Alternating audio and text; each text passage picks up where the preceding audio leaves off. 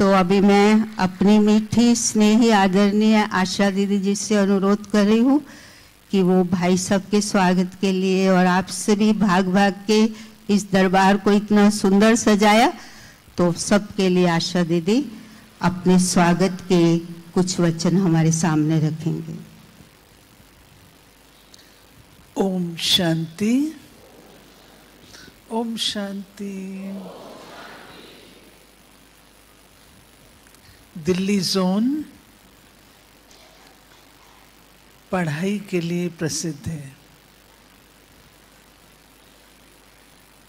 सारे भारत में अगर अच्छी रीति से ज्ञान और योग की स्टडी होती है तो वो अपने दिल्ली जोन में है। और ये हमने रिकॉर्ड आदि में बनाया जब स्थापना हुई, और आज दिन तक हमारे बड़ों ने ये रिकॉर्ड मेंटेन करने के लिए हमें पूरा सक्षम किया है। तो आदरणीय भाई साहब, जो कि केवल दिल्ली में बंधे हुए नहीं हैं, परंतु सारे विश्व को सम्मुख रखते हैं, क्योंकि बाप समान। तो बाबा को तो सारा विश्व नजर आता है। तो मधुबन से जब भाई साहब का कार्यक्रम यहाँ आने का बन रहा था, क्योंकि इंटरनेशनल डे ऑफ योगा था, उसमें आपको आना ही था। मम्मा का डे नज़दीक था। हमने निवेदन किया कि आप 24 तारीख यहाँ पर ही रुक जाएं, परंतु उस समय मधुबन की कारोबार ऐसी थी जो भाई साहब ने रुकने से इनकार किया। उस समय जो वर्तमान समय है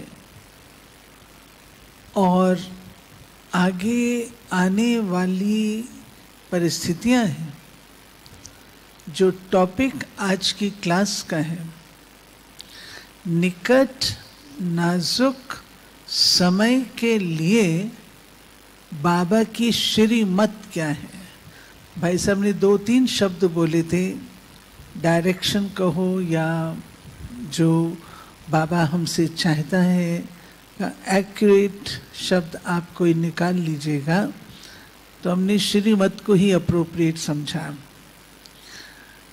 तो भाई साहब को कुछ समय से मैं देखती हूँ, ऐसा नजर आता है आपके योग के अनुभवों से भी। जब आप योग के अनुभव शेयर करते हैं, अमृत वेले के अनुभव कभी शेयर करते हैं, तो आप बताते हैं कि बाबा ने आज मुझको ये कहा, आज बाबा ने ये बात अटेंशन पर दिलाई, आज जो बात ये मेरे ध्यान पर नहीं थी बाबा ने ये कहा। तो उसमें हमने देखा है कि बहुत ही एक्यूरेट वे बातें होती हैं जो बाबा से आप कैच करते हैं। बाबा टच करता है, परंतु कैच करने की भी क्षमता चाहिए होती है। तो जब आपने ये टॉपिक रखा, साथ में ये भी कहा कि आप इसको केवल ORC तक सीमित नहीं रखिएगा, इसको आप सबके प्रति अनाउंस करिए, जो भी आने चाहे आए। तो मैं समझती हूँ भाई साहब ने जो विषय सिलेक्ट किया, ये हम सबके लिए बहुत लाभकारी बहुत उपयोगी और बहुत अटेंशन वाला है। इसलिए आज हम सब विशेष रूप से ये क्लास सुनने के लिए आए हैं। और क्लास से पूर्व हमारी भाइयों ने, मुकेश भाई ने, रीना बहन ने संगीत रखा। वो भी एक मन को स्थिरता और रिसीविंग मूड में लाने के लिए थे। तो आदरणीय भाई साहब का, जिनको इतना ख्याल रहता है, आपका अपना ही घर है, अपना ही स्थान है, सारा विश्व आपका है, तो आपको अपने ही घर में भाई साहब इस सारी सभा के दिल के दुआएं, दिल के शुभ भावनाएं और दिल से सारी सभा की ओर से शुक्रिया और स्वागत दोनों ही।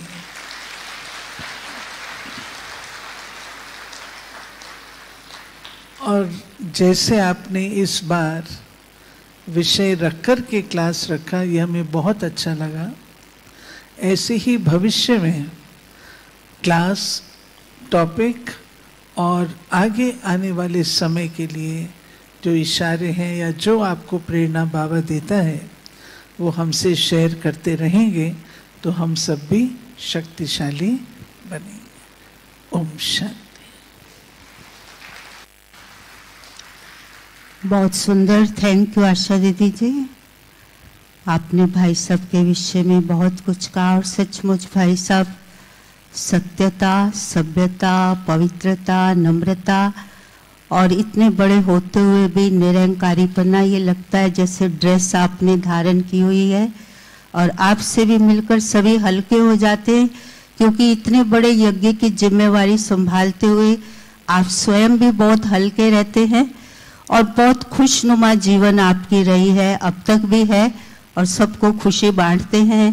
खुशी की खुराक खाना और खिलाना बाबा ने कहा, ये भी बहुत बड़ी खुशनसीबी है।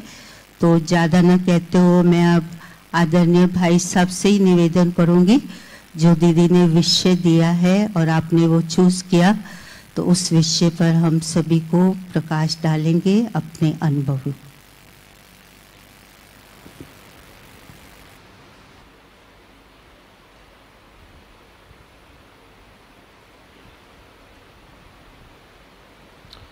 ओम शांति।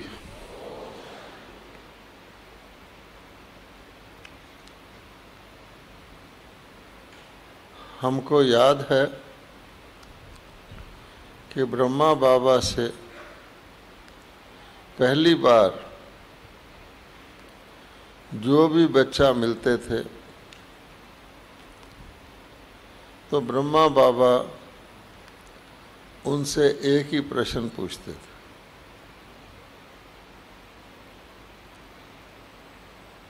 पहले कभी मिले हो? तो बच्चों को उनके टीचर जो मधुबन में लेके जाते थे, वो उसका उत्तर पहले ही बता देते थे कि बाबा ये पूछेंगे, आपको ये उत्तर देना है। लेकिन बाबा के विश्वविद्यालय में प्रश्न को भी पहले बता देना, उत्तर को भी पहले बता देना अलाउड है, क्योंकि ये दुनिया का विश्वविद्यालय नहीं है। तो बच्चे क्या कहते थे? हाँ बाबा, कल पहले मिले थे। अब इसके अंदर एक बहुत बड़ा गहरा रहस्य छिपा हुआ था। बच्चे कहते तो थे कि बाबा हम कल पहले मिले थे, तो जो हमारे अंदर 5000 वर्ष पहले की स्मृति आज गुम है, वो जागृत हो जाती थी। अच्छा, 5000 साल पहले मिले थे। फिर बाबा कहते थे कि बच्चे, सारे विश्व में सारे कल्प में आप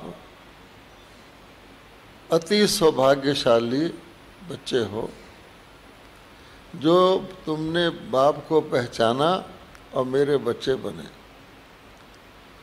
उस समय हमें अपने अति सौभाग्य का पता नहीं होता था, लेकिन धीरे धीरे जब हमारा बोध होता था, हमारी तीसरी आँख खुलती जाती थी, तो हमें समझ में आता था कि सचमुच आज की सभा में बैठे हुए अथवा सारे विश्व के ब्राह्मण बच्चे वाकया ही सचमुच ही भाग्यशाली, सौभाग्यशाली तो क्या चीज़ है, क्या है? आपका दिल बोलता है कि हम पद्मा पदम भाग्यशाली हैं। अब पद्मा पदम क्यों कहा जाता है?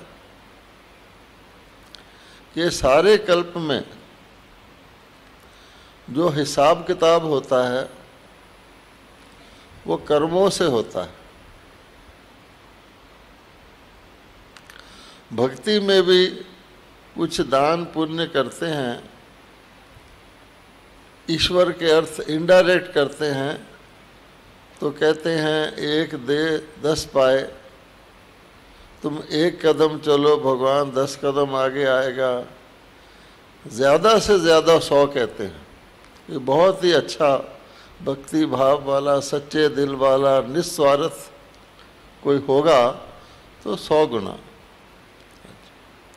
लेकिन बाबा हमको जब अडॉप्ट करते हैं, क्योंकि हम सब उसके अडॉप्टेड चिल्ड्रन हैं, और एडॉप्शन का जो बच्चा होता है वो पवित्रता से पैदा होता है। आप देखेंगे शिव बाबा ने सिस्टम ही अडॉप्शन का रखा है कि शिव बाबा ने ब्रह्मा माँ को अडॉप्ट किया, ब्रह्मा माँ ने सरस्वती माँ को अडॉप्ट किया, फिर उसके बाद अनेक जगत माताओं को अडॉप्ट किया, उन्होंने अन्य को अडॉप्ट किया। तो हम सब क्या हैं? शरीर के ब्राह्मण हैं, ये अडॉप्टेड ब्राह्मण हैं, अडॉप्टेड ब्राह्मण हैं। तो अडॉप्ट हमेशा छोटे को बड़ा ही करता है, गरीब को धनवान ही करता है, और शूद्र को, कलयुगी शूद्र को शिव बाबा करके ब्राह्मण बनाता है, तो नीचे से ऊंचा चढ़ाता है। वो सिस्टम देखकर आज तक भी भारत में उसको फॉलो करने की कोशिश की जाती है। अब गौर से देखिए, जो आजकल एक अनाउंसमेंट हो रही है कि भारत की राष्ट्रपति द्रौपदी मुर्मू को चुना गया है, समझो वो बनी जाएंगी। उसमें भी क्या है कि जिसको आज की दुनिया में नीचे का गिनते हैं, उसको सरकार कोशिश कर रही है कि उसको ऊंचे से ऊंचा भारत का मर्तबा देकर सारे नीचे वालों को एक सम्मान प्राप्त कराना कि हम नीचे का सम्मान करते हैं, नीचे को ऊपर उठाते हैं। ये तो आज का कलयुगी सैंपल है।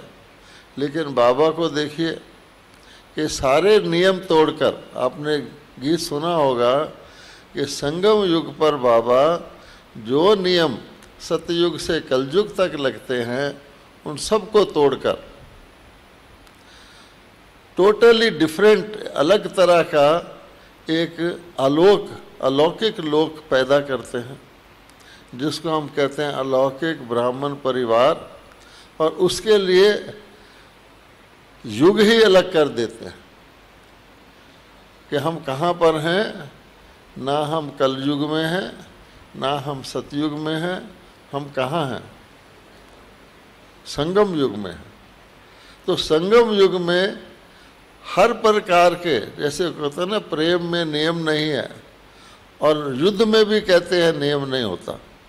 तो यहाँ पर प्रेम भी है और युद्ध भी है, इसलिए इसमें वो नियम नहीं लग सकते जो दुनिया में लगते हैं। इसलिए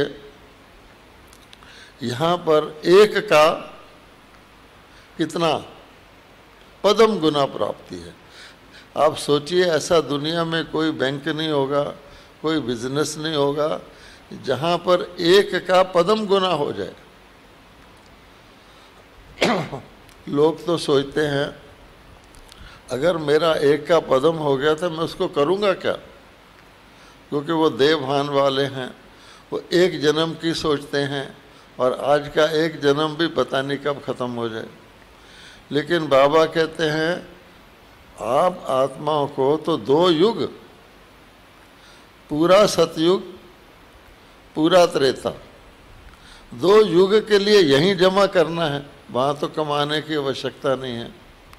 तो आप सोचिए 2 युग के लिए जमा अभी करना है तो किस हिसाब से जमा हो सकता है अगर हम पद्मों को इकट्ठा नहीं करेंगे, क्योंकि वहाँ पर तो प्रारब्ध ही प्रारब्ध है, कमाई है नहीं।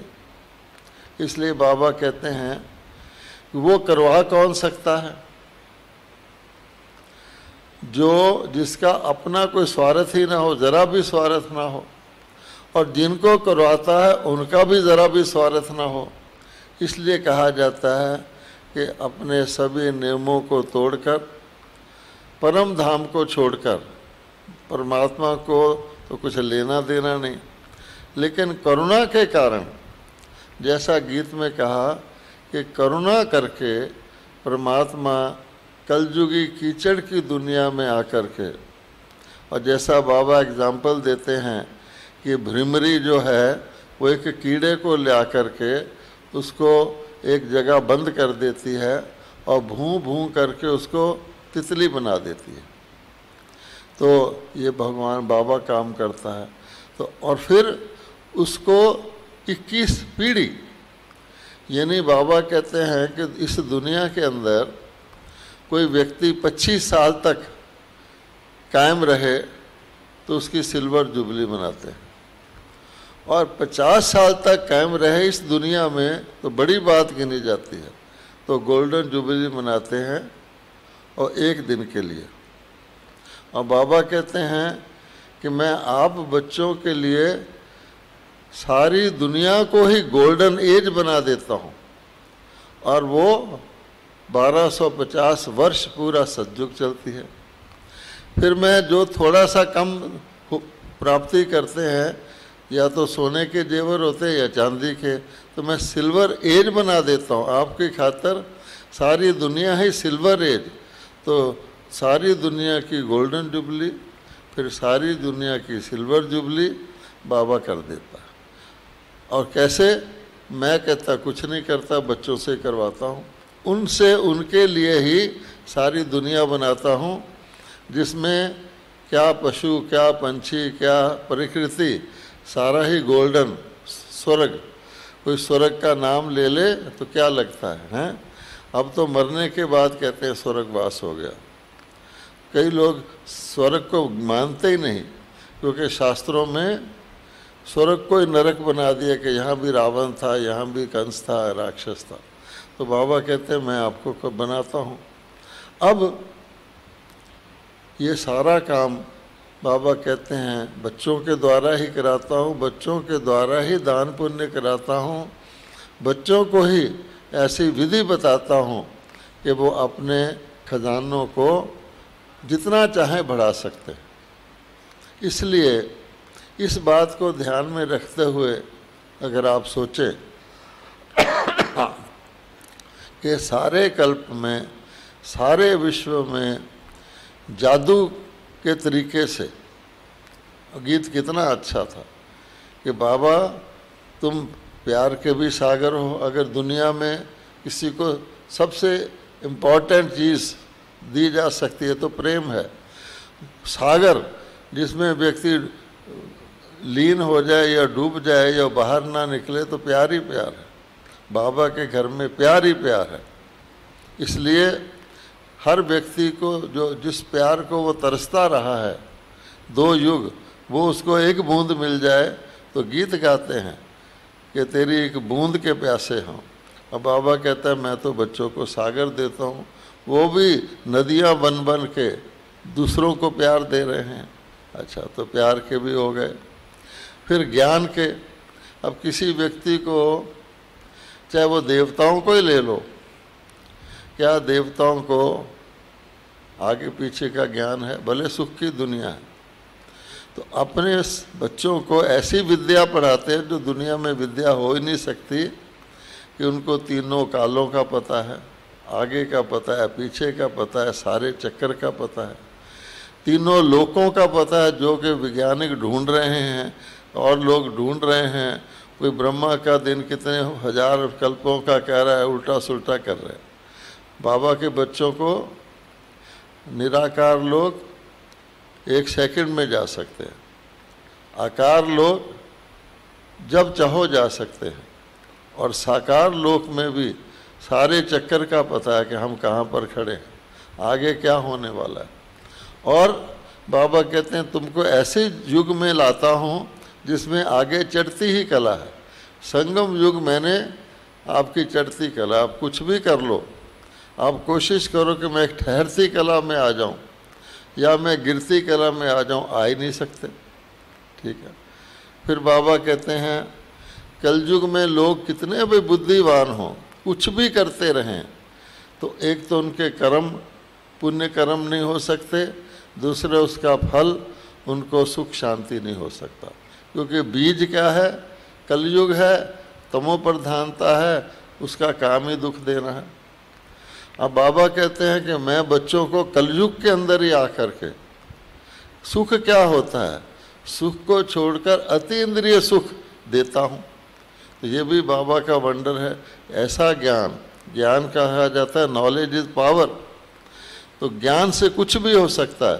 तो ज्ञान का भी सागर है, ज्ञान के रतन सबसे बड़ा कहा जाता है, पायो रे मैंने ज्ञान रतन धन पायो। एक रतन, यहाँ तो रत्नागर ने जितना ज्ञान एक बाबा के साधारण बच्चे को है, वो कोई कन्या किसी सन्यासी को सुनाए तो अंदर सोचने लग जाता है ये कौन है? ये तीनों कालों का, तीनों लोकों का ज्ञान सुना रहे हैं, एक्यूरेट सुना रहे हैं। अच्छा, तो जो सुना रहा है उसको कितनी शक्ति होगी? ज्ञान बहुत बड़ी ताकत है। फिर बाबा कहते हैं अच्छा, गुण, आज की दुनिया में सब कुछ है, लेकिन रावण किसी के गुण को जीता नहीं रहने देना चाहता। गुण के अंदर अवगुण मिक्स कर देता है, कहता है लो जितने भी गुण कर लो, तुम्हें कोई भी विशेषता होगी, बड़े तुमको अभिमान भी आ जाएगा पहले तो विशेषता का, और फिर उसमें मैं कुछ ऐसा वायरस डाल देता हूँ कि जितना तुम्हारा गुण बढ़ेगा वायरस भी बढ़ेगा। तो गुण और सतयुग तो ठीक है, गुण और कलयुग में गुण जन्म ही नहीं ले सकता, उसको गर्भ में ही मार डालते हैं। बाबा कहता है मैं वो भी देता हूँ। फिर शक्तियाँ, तो आजकल के लोगों ने कौन सी शक्ति ली? हिंसक शक्ति। पहले छोटा मोटा तीर तलवार चलाते थे तो सोचे कि यही बड़ी शक्ति है। आज हिंसक शक्ति ने क्या कर दिया कि बुद्धि को विनाश काले विपरीत बुद्धि कर दिया।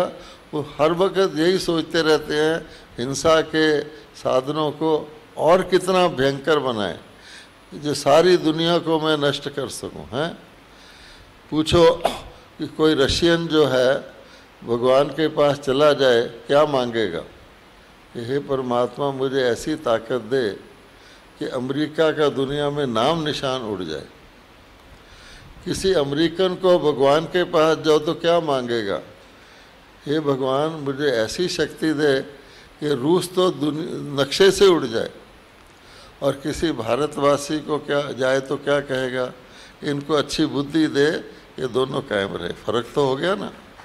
अब आप देखो तो छोटी चीज़ का बड़ा भयंकर परिणाम भी हो सकता है, बड़ा सुखकर परिणाम भी हो सकता है। तो वो पावर बाबा ने बच्चों को दी हुई है। अब बाबा कहते हैं कि मैंने जो मैं दे सकता था वो दे दिया और आज भी दे रहा हूँ। आज क्यों दे रहे हैं? किसी बच्चे को एमए की पढ़ाई पढ़ा दो और उसको पहली की पढ़ाई भी साथ देते जाओ तो क्या मतलब है?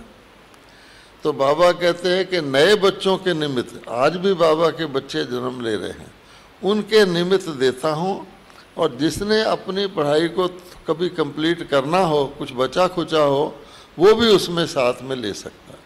तो पहली से लेकर पूरा देवता बनने की, देवता से कम समझ लो तो फरिश्ता बनने की पढ़ाई आज भी बाबा की हर मुरली में मिल रही है, क्योंकि वो सुप्रीम सतगुरु है, सुप्रीम टीचर है। ऐसी पढ़ाई ना कल्प में कोई पढ़ा सकता है, ना कोई पढ़ सकता है। तो इतनी बाबा ने शक्ति दी है। अब वो कहते हैं, जो हम कह रहे हैं वर्तमान नाजुक समय में क्या बाबा की श्रीमत, तो बाबा ने तो संगम शुरू होते ही कह दिया था कि वर्तमान समय नाजुक है। ठीक है, तो जिस दिन हमारी आँख खुल जाए उस दिन हमारे लिए वर्तमान नाजुक समय है।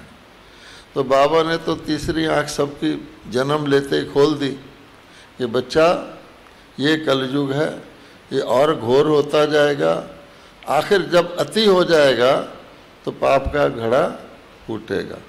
और मुरली में ये भी आ गया है कि पाप का घड़ा फूटेगा तो सीता उत्पन्न होगी।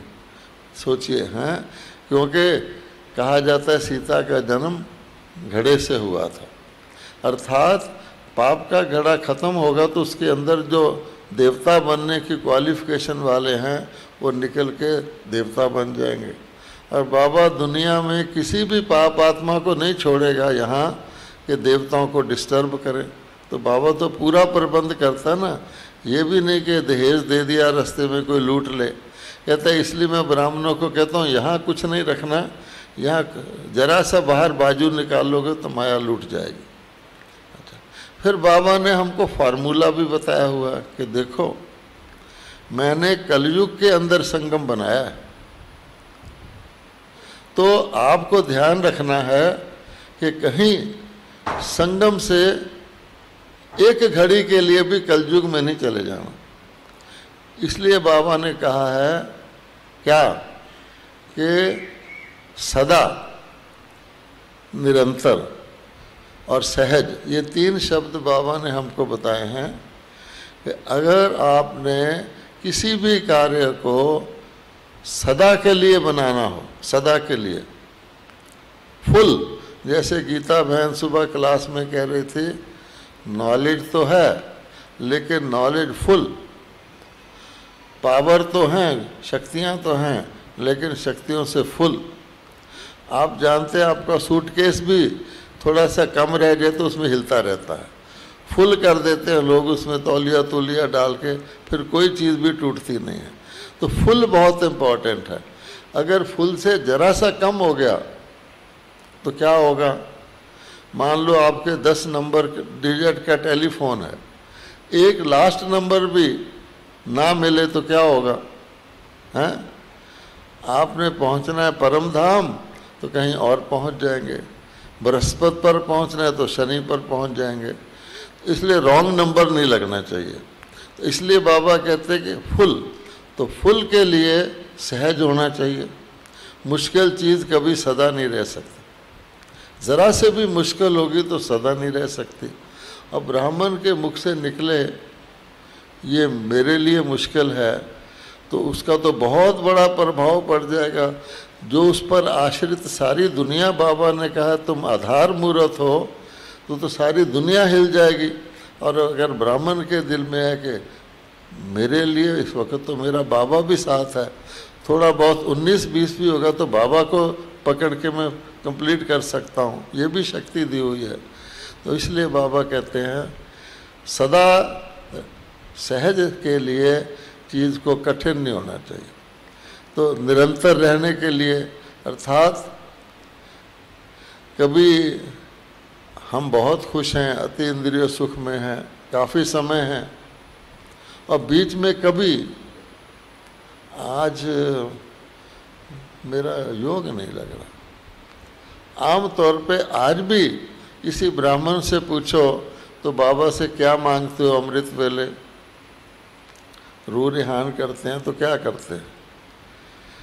या तो खुशखबरी देते हैं कि बाबा आज मैंने ये किया, आपके कार्य को आगे बढ़ाया और इतने इतने लोगों के विघ्न थे वो मैंने दूर कर दिए। और या फिर ये कहते हैं बाबा मैं जितना चाहता हूँ ना उतना नहीं। ज़्यादातर यही कहते हैं। योग की और नया तरीका बताओ। मैं चाहता हूँ मेरा योग अच्छी तरह लग जाए, लगता है, सदा नहीं लगता। अच्छा, कभी कुछ आ जाता है, कभी कुछ आ जाता है, तो हम कहते हैं कि नहीं। अब बाबा क्या कहते हैं कि नाजुक समय, पहले तो फुल समय नाजुक था, क्योंकि जिस दिन बाबा आए उस दिन से समझिए कि प्रभात हुआ और बच्चों के लिए हुआ। और जिस बच्चे ने ये सोच लिया कि नाजुक समय है, इसका मतलब है मुझे इससे टोटल किनारा करके जो बाबा तरीका बता रहा है वो करना है, उनमें आप जानते हैं सबसे नंबर 1 कौन था? सबसे नंबर 1 पास विद ऑनर सबसे पहले कौन हुआ? जिसका जन्मदिन हम अभी मनाने जा रहे हैं, मम्मा का डे मनाने जा रहे हैं ना, जन्मदिन है या एनिवर्सरी है। अब उसने क्या किया? उसका स्लोगन क्या था? हैं? हाँ, उसका स्लोगन वो था जो हमारे लिए भी आज लागू होता है कि हर घड़ी को अपनी अंतिम घड़ी समझो। स्लोगन हम भी बोलते हैं, लेकिन नंबरवार अंतिम घड़ी समझते हैं। उसने समझ लिया कि बस ये दुनिया नरक है, ये कीचड़ है, और इससे तो मेरे को बाबा कहते हैं मजबूरी से भी छोड़ना ही है, उससे पहले छोड़ दूँ। इसलिए यद्यपि मम्मा की संगम की आयु थोड़ी थी, क्योंकि बाबा ने उनसे आगे काम कराना है, लेकिन उन्होंने उस चीज़ को इतना सीरियसली लिया, इतना महत्व दिया कि पहला देखिए संगम से छोड़कर, और सिर्फ छोड़ना नहीं, छोड़ तो कोई भी सकता है, किसी का अंतिम समय आ जाए छोड़ देगा, लेकिन वो अंतकाल कैसा था? आज की गीता में भी एक पूरा चैप्टर है अंतकाल के बारे में। आप सोचिए, तो अंतकाल के लिए जितनी तैयारी करनी चाहिए, और उसमें पिछले भी अकाउंट ख़त्म करने हैं, आगे के भी फुल कमाई करनी है, वो करके अंतकाल आए तो संतुष्टि होगी। उससे पहले ही संतुष्टि हो जाती है। जैसे कोई होशियार स्टूडेंट होता है जिसने पूरी तैयारी की हुई है, वो वेट करता है कि मेरी परीक्षा आए और मैं जल्दी से पार करके आगे जाऊं। तो इसलिए मम्मा ने करके दिखाया। उसके बाद आप नंबरवार देखते जाइए कि उन दिनों कोई साधन नहीं थे, आँखों के सामने होते गए। अगर हम ये अब सोचें, अरे हम तो 50 साल से ज्ञान में हैं, हम तो 20 साल से ज्ञान में हैं, ये कोई बड़ी बात नहीं है। कोई स्टूडेंट कहे मैं तो 20 साल से एक ही क्लास में पढ़ रहा हूँ, ये उसका भाव ये निकलता। तो इस हाँ, सेवा के अर्थ कोई चीज़ इनकम्प्लीट है, उसको कंप्लीट करने के लिए बाबा ने हमें समय दिया। तब बाबा कहते हैं बच्चे गफलत नहीं करो, पापों का बोझा तुम्हारे ऊपर बहुत है। यहाँ तक कि जिनको बाबा ने संपन्न बनाया उनको भी आप देखेंगे अंत समय पर बाबा ने रख के उनके हिसाब किताब चुकतू करवाए। यानी कई सोचते हैं हमें तो ये इतने कष्ट नहीं आते, दीदी को कष्ट आया, मम्मा को कष्ट आया, गुलजार दादी को, क्यों? वास्तव में हिसाब चुकतू कर रहे हैं, उनको कोई उसके दुख की फीलिंग नहीं थी, उन्होंने वो शक्ति धारण कर ली थी। तो हम बाबा का ज्ञान बहुत सहज है, बाबा ने विधि सहज बताई है। बाबा कहते हैं 2 युगों से मेरे बच्चे भटकते रहे हैं, भक्ति करते रहे हैं, पता नहीं क्या क्या करते रहे हैं, तीर्थों के धक्के खाते रहे हैं, इसके जा उसके जा, दान करते रहे हैं, सब उल्टा पाप के खाते में जाता रहा। अब इतनी माताएं, बाबा तो कहते हैं मैं माताओं के लिए आता हूँ कि जिनको ऐसे ट्रीट किया गया जन्म बाई जन्म, उनके लिए भी मैं बहुत सहज तरीका बताता हूँ। लेकिन कई बार आदत जिसको पड़ जाती है कि मुश्किल की, उसको सहज मिल जाए ना, उसको महत्व ही नहीं देता, है ना। जैसे लोग भगवान को ढूंढते रहते हैं। अब भगवान सामने आके कहे मैं आ गया हूँ, पहले तो विश्वास ही नहीं करते। अच्छा, विश्वास भी करते हैं तो उसकी श्रीमत को ऐसे समझते हैं ये तो रोज ही देते रहते हैं, कल ले लूँगा। उस कारण से ये हो गया। इसलिए अब जबकि संगम का भी समझिए अंत आ रहा है, एक तो संगम शुरू होने से विश्व का अंत आ गया, लेकिन अब तो सचमुच संगम का भी अंत आ रहा है। और बाबा खास हमको कहते हैं इंडिविजुअली कि तुम बताओ, ये पूछते हैं अभी भी कितना समय है संगम का, पूछते हैं। किस भाव से पूछते हैं उनको कभी तुमको पता नहीं है, मेरे को तो पता है। लोग पूछते हैं, थोड़ा सा उसको समझाना पड़ता है, ये बहाना करते हैं। अब बाबा कहते हैं कि संगम का समय भी हमको नहीं सोचना है, क्योंकि मेरा अंत संगम का अगली घड़ी में भी आ सकता है। लेकिन नेचर मनुष्य आत्माओं की ऐसी है, वो समझते हैं इसका अंत आ जाएगा, उसका आ जाएगा, मेरा नहीं आएगा। अब के देखते देखते अब दिल्ली में ही गिन लो, पिछले साल से गिन लो, कितनी आत्माओं ने क्या संगम का अंत आ गया। क्या मेरी गारंटी है क्या? आजकल तो बच्चे का भी आ सकता है, युवा का भी आ सकता है। तो वो तो बाबा कहते हैं आपके भाग्य है, मैं तो टाल नहीं सकता। इसलिए उसको ध्यान में रखेंगे। तो वो जो है दीदी का स्लोगन क्या था? दीदी का स्लोगन भी यही था, अब घर जाना है, अब घर जाना है। कौन से घर जाना है?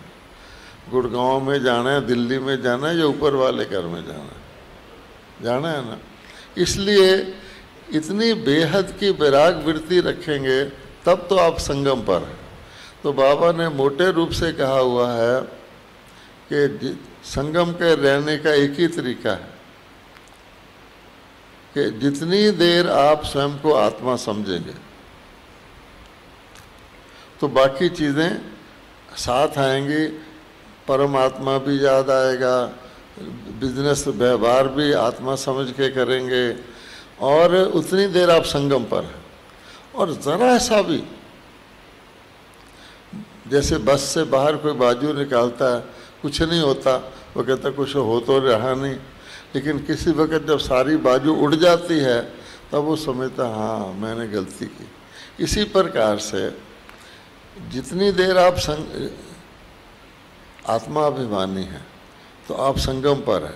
और जरा सा देह अभिमानी हुए, जैसे कहते हैं ना कि वो परियों का देश था, इंद्र लोक था, तो इंद्र लोक में एक शर्त क्या थी कि इंद्र लोक में सात्विक संस्कार वाले, शुद्ध संस्कार वाले ही जाते थे। अगर कोई दूसरा चला जाए, जैसे हम लोग अब बहुत समय से प्याज नहीं खाते, आप कभी ट्रेन में ट्रैवल करो कहीं तो आपको किसी व्यक्ति से प्याज की स्मेल ऐसे आती है कि पता नहीं क्या हो गया। और कोई दिन था हम कच्चे प्याज खाते थे, तो फर्क पड़ गया ना, क्योंकि आपने छोड़ा तो आपको पता लगा। अब ब्राह्मणों को बाबा कहता है मैंने ये तो वरदान दे दिया कि मेरे सारे ही बच्चे पास हैं। देखो ये भी एक वंडरफुल स्कूल है। जिस स्कूल में, जिस यूनिवर्सिटी में, ईश्वरीय विद्यालय में कोई फेल होता ही नहीं, क्योंकि सारे के सारे बाबा के बच्चे, तो एक दिन का भी बच्चा बन गया तो त्रेता के अंत तक आने की उसकी गारंटी है। ऐसा वंडरफुल स्कूल है। लेकिन वो तो मामूली चीज़ है। बाबा कहते हैं जब मेरे बच्चे बन गए तो आपको त्रेता के अंत का लक्ष्य रखना चाहिए, प्रजा बनने का रखना चाहिए, या जो मिल गया वही ठीक है। कई सोचते हैं अलबेलेपन में वहाँ तो दास दासियाँ भी सुखी रहते हैं, उनकी भी आयु पूरी होती है, दास दासी तो जो मिल जाएगा ठीक है। तो बाबा कहते हैं ये कोई, ऐसे तो तोते चिड़ियाँ भी सतयुग में आ जाएंगे, लेकिन वो जो प्राप्ति है वो तो रह जाती है ना। इसलिए बाबा कहता है कि एक तो मेरे बच्चों को आत्मा अभिमानी रहना है। अब आत्मा अभिमानी मैं हूँ तो मेरे बाल बच्चे हो सकते हैं आत्मा अभिमानी के? रूहानी परिवार हो सकता है कि मेरे जितने भी बाल बच्चे हैं उसको मैं बाबा के दिए हुए ट्रस्टी बन के रूहानी रूप से पालना करूं, कि लेकिन मेरा उसमें मोह चला जाए ये मेरा बच्चा है तो क्या मैं ट्रस्टी रहा, क्या मैं संगम युगी रहा, क्या मैं अतीन्द्रिय सुख में रहा? आप कोई बिजनेस करते हैं, अब इस बिजनेस में तो उतार चढ़ाव होता है। बाबा कहता है तुम एक रस हो, तुम आत्मा हो। बिजनेस में चढ़ाव हो गया तो थोड़े खुश हो गए, बिजनेस में उतार हो गया तो डोलने लग गए। इसी प्रकार से ब्राह्मण परिवार में आ जाओ, ये मेरा सेंटर, अभी कुछ दिन पहले मुरली आई थी, क्योंकि मैंने मेहनत करके बनाया है इसलिए मेरा भी कुछ हक लगता है। तो सबने मुरली सुनी है, बाबा कहता है किसका सेंटर बनाया, उसमें जो सहयोग मिला किसके नाम पे मिला, तो तुम मेरा शब्द कैसे ले आए? इसलिए संगम पर मेरा कहना, तो क्या होगा फिर मेरा मन, मेरी बुद्धि, मेरे संस्कार वो भी मेरे हो जाएंगे। तो फिर क्या होगा कि बाबा को श्रीमत देगा तो हम मेरी मत से उसको टैली करेंगे। अगर मेरी मत और श्रीमत एक जैसी है तो श्रीमत मंजूर है, और अगर मेरी मत और श्रीमत में थोड़ा फर्क है तो कोशिश करेंगे। हो गया चेंज। अब बाबा कहता है, मैं कहता हूँ चलते फिरते योग लगाओ बच्चे को, बैठने की आवश्यकता नहीं है, ये सबको पसंद है। इसलिए ठीक है, बाबा ने कहा ना चलते फिरते योग लगाओ, तो फालतू जगह भी चले जाओ, फालतू सोच भी कर लो, फालतू बोल भी बोल दो। तो जो व्यक्ति फोकस होता है वो कभी भी इधर उधर नहीं जाता, और फोकस होने के लिए हमें आवश्यकता रहती है प्राप्ति की। अब बाबा कहते हैं तुम मेरे बच्चे बन गए, मैं तुम्हारे भविष्य को ज़्यादा जानता हूँ या तुम जानते हो, तो मैं तुम्हारा भला सोचूंगा या तुम सोचोगे?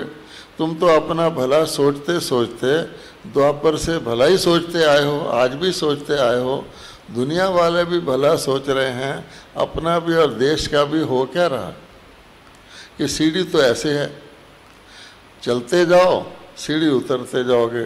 अब बाबा कहते हैं मैं तो तुमको सीढ़ी उतरने में तो बहुत टाइम लगा, अब तुमको मैंने ऊपर चढ़ाना है तो मैं तो सीढ़ी का मार्ग बताता ही नहीं, चढ़ने की भी सीढ़ी नहीं बताता, लिफ्ट देता हूँ।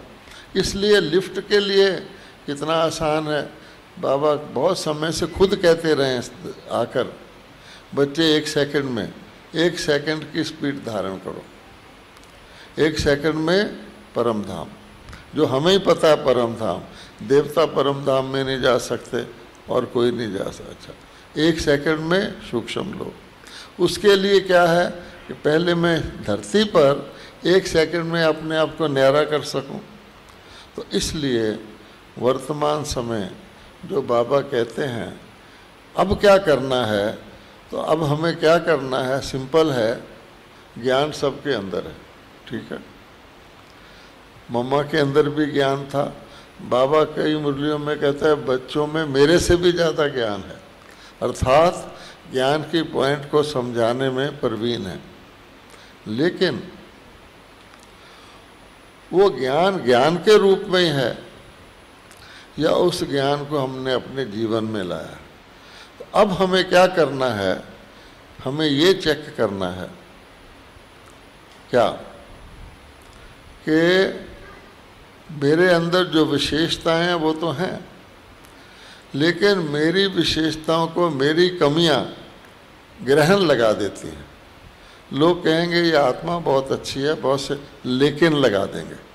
अच्छा, तो बाबा कहते हैं अब हम दूसरों की कमजोरियां ना देखकर, अब तक हम क्या करते रहे, ब्राह्मण विशेष हैं तो दूसरों की कमजोरियां और अपनी विशेषताओं को देखकर खुश होते रहे कि देखो दुनिया वालों के कोई मर जाता है तो हाय हाय करते हैं, हमारे कोई शरीर छोड़ देता तो हम ठीक रहते हैं, ठीक है। लेकिन अगर हमें अब पूरा संपूर्ण बनना है और सहज और नेचुरल बनना है, तो उसके लिए बाबा ने क्या कहा हुआ है, टेस्ट क्या है, जिसको हम कहते हैं मीठास।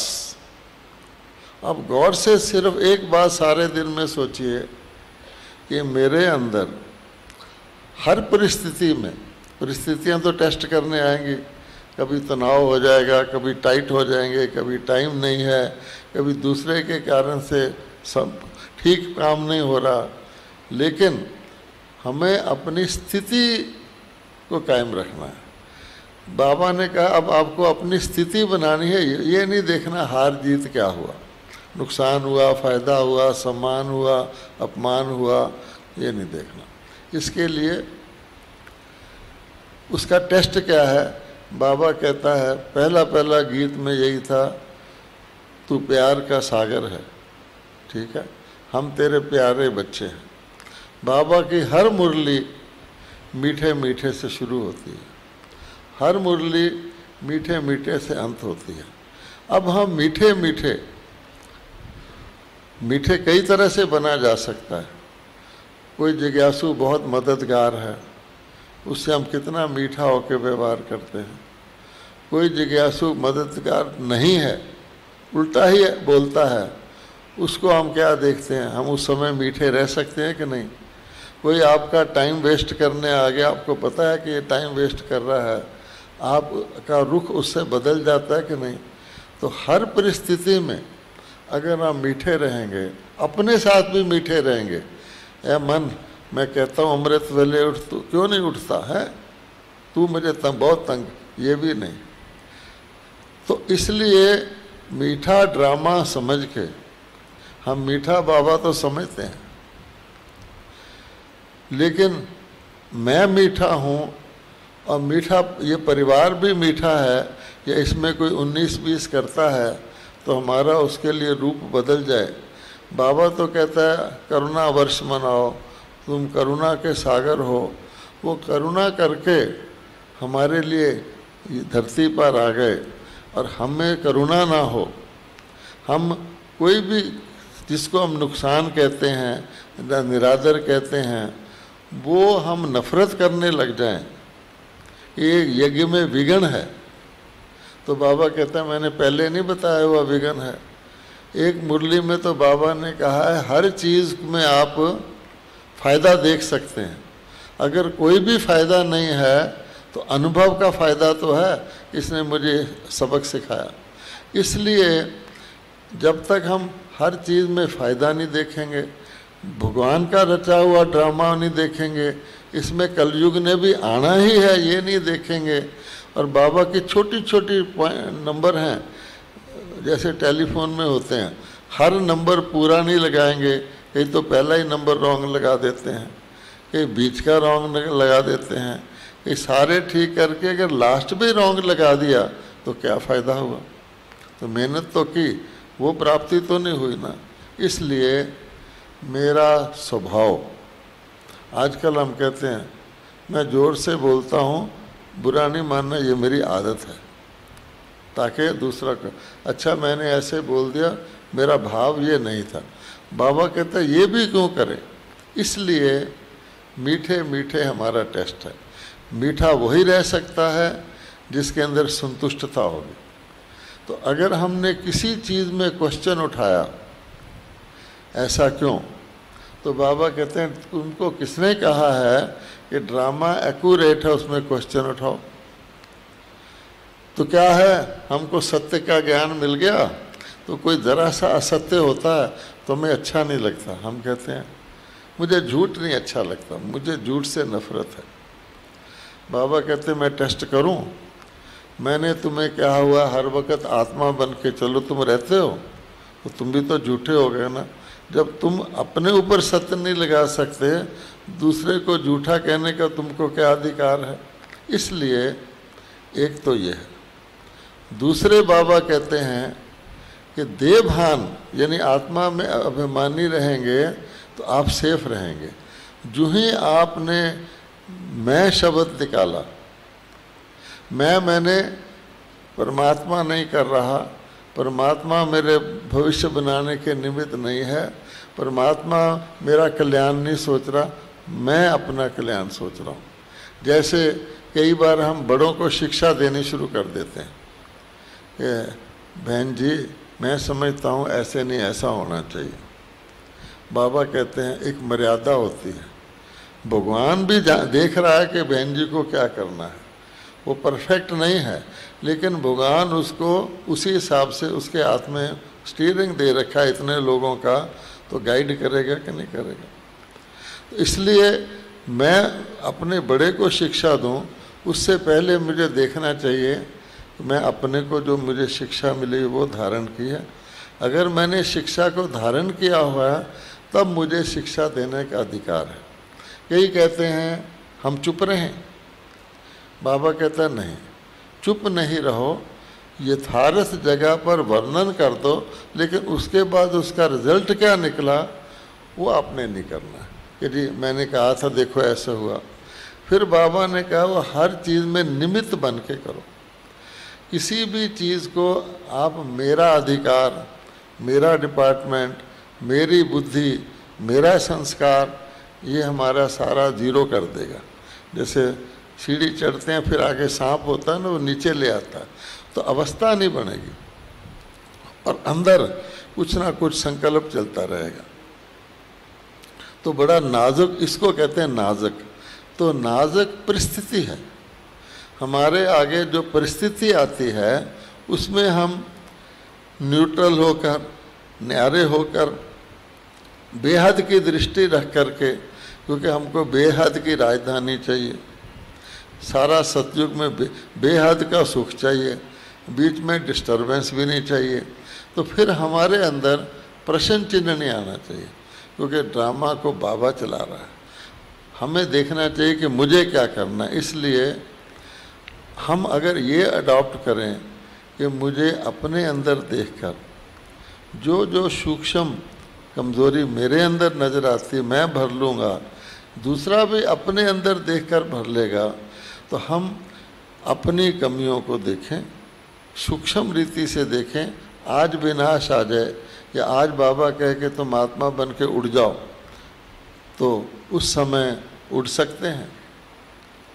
जैसे बाबा कहते हैं पहले दिन भी आपका यही प्रश्न था मैं कौन हूँ, और लास्ट पेपर भी एडवांस पता है कि मैं कौन हूँ, लेकिन उसमें मैं कौन हूँ कंप्लीट होना चाहिए।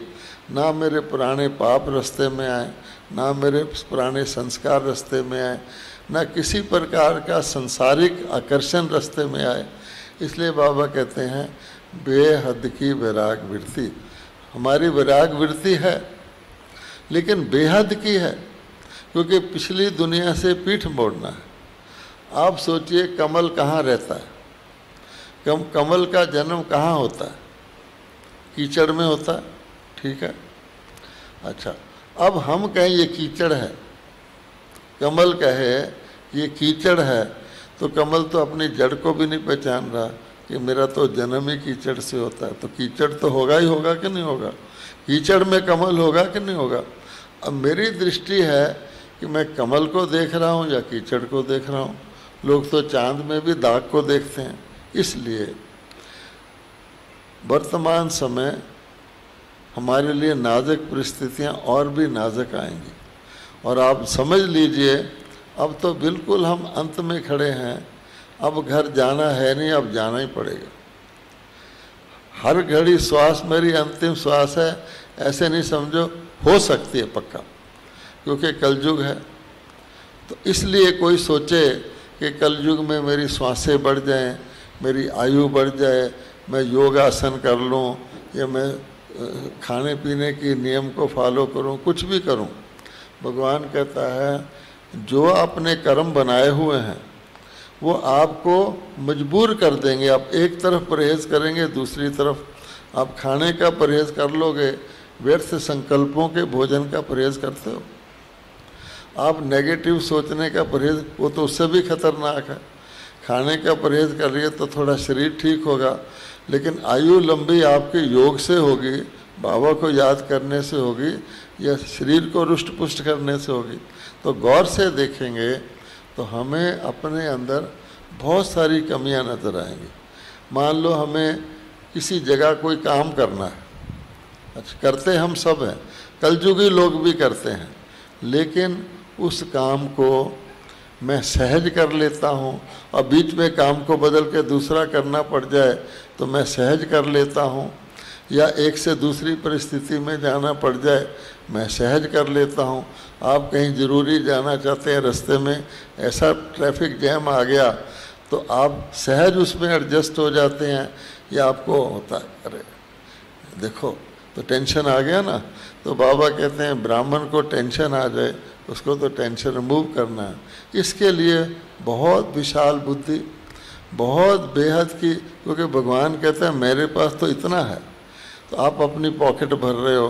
भगवान पसारी होता है, चूहा जो होता है हल्दी लेकर मैं पसारी बन गया, तो बहुत आवश्यक है। एक बात बहुत इम्पोर्टेंट है कि यज्ञ के काम में हम विघ्न ना बने, डायरेक्ट या इनडायरेक्ट, ये बहुत इम्पोर्टेंट है। संकल्प से भी विघ्न ना बने। बाबा ने कहा हुआ है बच्चे तुम्हारा एक मत होना चाहिए, एक बाबा है एक मत होना चाहिए। अगर मैंने कोई मत दे दी, अच्छा, और मेरी मत नहीं मानी गई तो मैं निराश ही हो गया, चलो ठीक है मेरी नहीं मानते, इनको करने दो जो करना है, तो संकल्प मेरा विघ्न रूप बन गया। ऐसे शास्त्रों में लिखा हुआ है कि ऋषि मुनि यज्ञ करते थे, राक्षस विघ्न डालते थे। तो यज्ञ कौन सा, ये सारा ही यज्ञ है। तो मुझे बहुत ध्यान रखना है, कम से कम मैं मानसिक तौर पे सहयोगी रहूं। ऐसा नहीं मेरी मर्जी का काम हो जाए तो उसमें मैं तन मन धन भी लगा दूं, मेरी मर्जी का ना हो तो मैं खींच लूं, अनमने से लगाऊं, नहीं। तब बाबा कहते हैं बुद्धि का सरेंडर करना है। तो इसलिए नाजुक समय तो आ ही गया है, अब है प्रकृति के द्वारा, प्रकृति तैयार बैठी है। आगे एक एक तत्व हमें डिस्टर्ब करता था। बाबा कहता पांचों इकट्ठे होके आएंगे, आप रेडी रहना, क्योंकि पता नहीं है कि बिल्कुल दिन चढ़ा हुआ होगा, बत्तियां जगी होंगी, तब कोई परीक्षा आएगी। परीक्षा मिडनाइट में भी आ सकती है, अर्थक्वेक कभी भी आ सकता है। जो सीन हम देख रहे हैं सेकंड में बदल सकता है, उसके लिए हमें तैयार रहना है। इसके लिए बाबा आजकल क्या कह रहे हैं, अधिक से अधिक अशरीरी बनने का अभ्यास करो, अधिक से अधिक परम धाम और सूक्ष्म वतन में जाने का अभ्यास करो। एक तो हमें ये ज़रूर करना है। दूसरी बात कि कर्म हम जो भी करें, कर्म के लगाव में नहीं जाएं, ये बहुत इम्पोर्टेंट है उस वक़्त अलग होने के लिए। नहीं तो कोई भी चीज़ कर्मातीत क्या है, अगर कोई भी चीज़ मुझे खींचती है, मान लो मेरी विशेषता ही है, अगर वो मुझे खींचती है कि मुझे गीत गाना बहुत अच्छा आता है, मुझे निमित्त बन के नहीं मैं गाता, बाबा तो कहता है अब तुम ऐसा समेटने लग जाओ कि हर चीज़ का मन रस लो, कण रस नहीं लो, तो वो चीज़ मुझे यहाँ खींच लेगी। अच्छी चीज़ भी आपको मान लीजिए उधर से बम पड़ रहे हैं और आप कहते हैं मैं बाहर तो आ गया, अरे मेरी अलमारी में हीरे का हार रह गए, वो जरा ले आऊँ, तो गए। ये तो मोटी मिसाल है, लेकिन आप ये समझ लीजिए हमें यहाँ रहकर भी जो भी कर्म करना है उसके अंदर इन्वॉल्व नहीं होना है, अर्थात कर्मातीत बन के कर्म करना है, किसी भी कर्म के लगाव में नहीं आना। जैसे शिव बाबा आते हैं, शिव बाबा भी कर्म करते हैं, अव्यक्त बाबा भी आते हैं, वो भी कर्म करते हैं, लेकिन ज़रा भी लगाव नहीं, ये खराब है, ये अच्छा है, ये मेरा काम बहुत सफल हो रहा है ना। तो ये भी हमें अंत समय अभ्यास करना है। तो यहाँ अशरीरी शरीर में रह के अशरीरी होके करना है, और उसी के लिए बाबा ने कहा हुआ है ब्राह्मण सो फरिश्ता, ब्राह्मण सो फरिश्ता। तो फरिश्ता जो होता है एक तो किसी जगह टिकता नहीं है, भले आप एक जगह ही रहें, सूर्य टिका रहता है, लेकिन वो किरणें सारे वर्ल्ड को देता है। तो फरिश्ता मैंने किसी भी चीज़ में अटैच नहीं होना। और उसके लिए हर कर्म को कर्मातीत करना है। सबसे नज़दीक का शरीर है। तो बाबा आजकल कई मुरलियों में कह रहा है कि जानवर का शरीर फिर भी काम आ जाता है, मनुष्य का शरीर काम नहीं आता। आप किसी इष्ट के शरीर को भी आत्मा निकल जाए 15-12 घंटे अपने पास रख के दिखाओ, वो स्मेल करना शुरू हो जाएगा। ये देवताओं का शरीर नहीं है जिससे शरीर छोड़ने पर भी सुगंध आती है, वहाँ मृत्यु नहीं कहते। यहाँ तो चंदन डाला जाता था कि स्मेल ना आए, आजकल वो भी टोकन रह गए, एक चंदन की टुकड़ा डाल देते हैं। सारा काम यहाँ ऐसे प्रकार का है। इसलिए ये शरीर भी मुझे इसको यूज़ करना है लेकिन छोड़ना है। जैसे कोई व्यक्ति गंदी टैक्सी में बैठ जाता है ना, उबेर की टैक्सी मिलती है फलानी, वो कहते मजबूरी से बैठना पड़ता, वो देखता ना तो ड्राइवर अच्छा ना ये, तो मजबूरी से बैठ जाता। ऐसे इस शरीर को समझना है। कोशिश करके अपने सीट को साफ रखना चाहिए, नीचे तौलिया रख लो। अर्थात ये शरीर को काम में भी लाना है लेकिन ये भी समझना है इसको मुझे त्यागना है, इससे मोह नहीं रखना। जो चीज़ इतनी खराब हो हैं, मरने के बाद का ये भूत आ गया इसका है अपने, तो उसको नहीं रखना, तो सचमुच भूत समझना है। तीसरी बात, ना पास्ट का सोचना है ना फ्यूचर का सोचना है, क्योंकि हमें ज्ञान है हमारा फ्यूचर अच्छे से अच्छा है क्योंकि चढ़ती कला है। पास्ट में जो हो गया उसको हम चेंज नहीं करते। और वर्तमान का भी, तो वर्तमान में भी हम उम्मीद रख के इच्छा रख के कुछ करें वो भी नहीं। तो जो बाबा कहता है बेस्ट स्टेज क्या है, जो चीज़ सामने आए उसको शक्तिशाली आत्मा बन के, मैं मास्टर सर्विस शक्तिवान हूँ, अभी तो बाबा भी साथ है, तो उसको उस पर विजय पानी है। हर परिस्थिति पर विजय पानी है। गर्मी आ गई तो विजय पानी है, पंखा बंद हो गया तो विजय पानी है, किसी दिन भोजन नहीं मिला विजय पानी है, साथ वाले को पूरी थाली मिल रही है, मुझे एक आइटम मिल रहा है, उस पर भी विजय पानी है। तब हम बाबा कहता है उस्तति, निंदा, हानि, लाभ, जय, पराजय, मान, अपमान, सब में हमें विजयी बनना है। बस हमारा पर्पस है, परीक्षा आएगी बड़ी से बड़ी आ जाए उस पर मैं विजय बनूंगा, तो बाबा कहते हैं विजय माला में आएंगे। ओम शांति।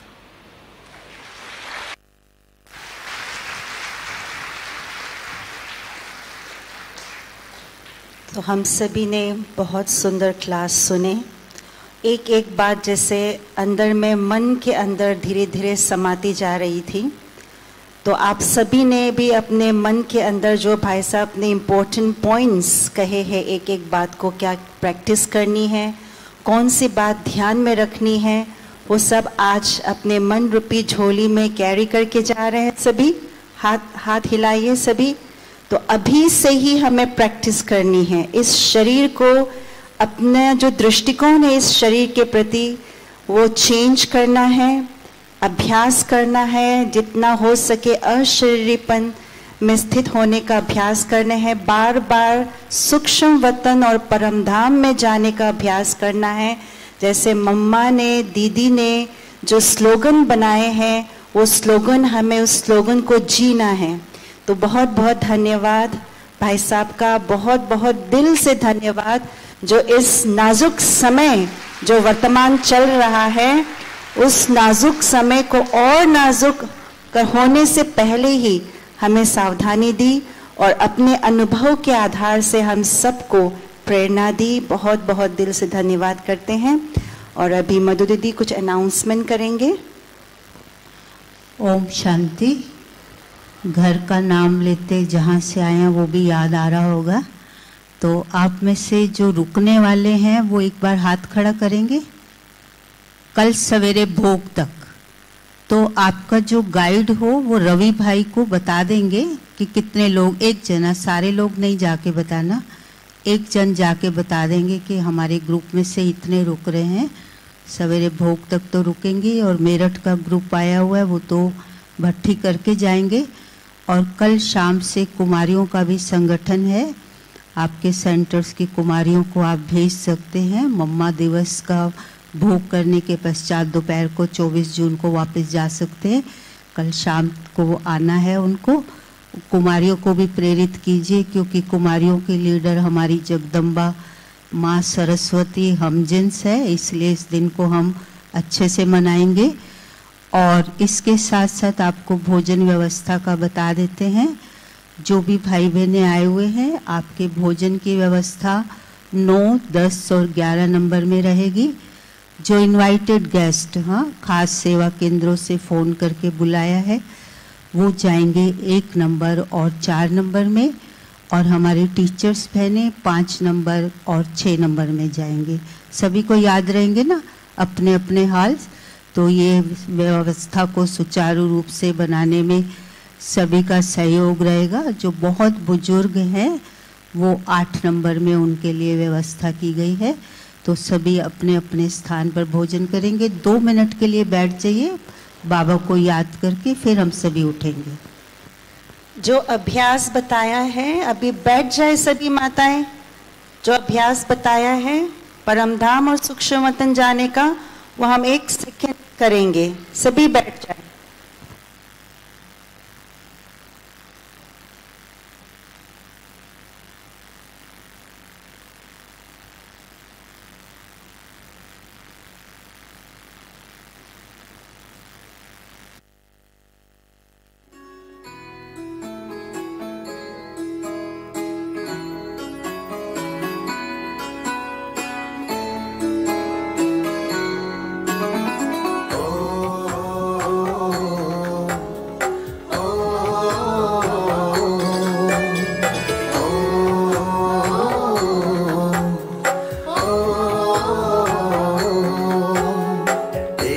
शाश्वत सुखदाई आनंदकारी योग है, सत्यम शिवम अति सुंदरम कल्याणकारी योग है। योग में आनंद है, योग महिमा अनंत है। योग में आनंद है, योग महिमा अनंत है। आओ योग करें, चलो योग करें। आओ योग करें, चलो योग करें।